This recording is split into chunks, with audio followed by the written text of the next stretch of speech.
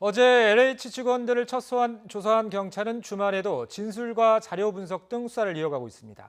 땅 매입에 LH 내부 정보를 활용했는지 규명하는 데 집중하면서 나머지 피의자들에 대한 소환 조사도 진행할 방침입니다. 취재 기자 연결합니다. 김지환 기자. 네, 경기 남부경찰청입니다. 자, 오늘 주말인데 오늘도 소환된 LH 직원들 있습니까? 현재 점심시간이 지났는데 추가 소환된 직원은 없습니다.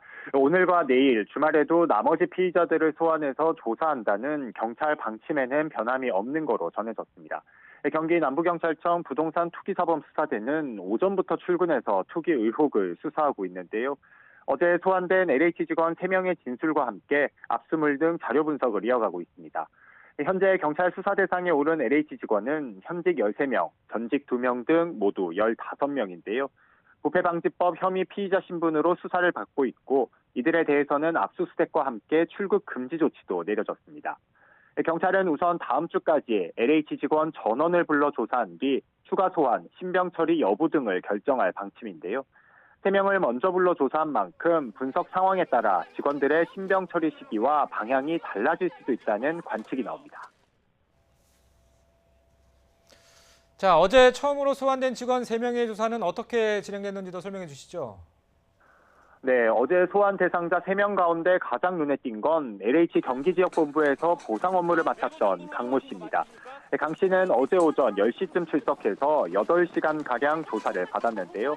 강 씨는 현재까지 의혹이 제기된 직원 가운데 광명시흥 3기 신도시 개발 예정지 땅을 가장 많이 사들인 것으로 파악됐습니다.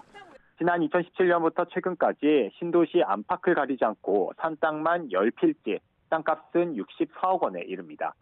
경찰 조사를 마치고 나오던 강 씨는 투기 혐의를 인정했느냐는 취재진 질문에 성실히 답변했다 이렇게 짧게 대답했는데요. 경찰은 강 씨를 상대로 신도시 예정지를 매입하는데 업무상 비밀을 이용했는지를 집중적으로 추궁했는데 투기 혐의를 부인한 것으로 전해졌습니다. LH 광주 전남 지역본부 직원 김모 씨 등 2명도 경찰에 불려와 조사를 받았는데요. 김 씨는 전직 직원 등 5명과 함께 지난 2018년 광명시 노은사동 토지를 사들여서 이른바 전북 원정 투기 의혹을 받고 있습니다.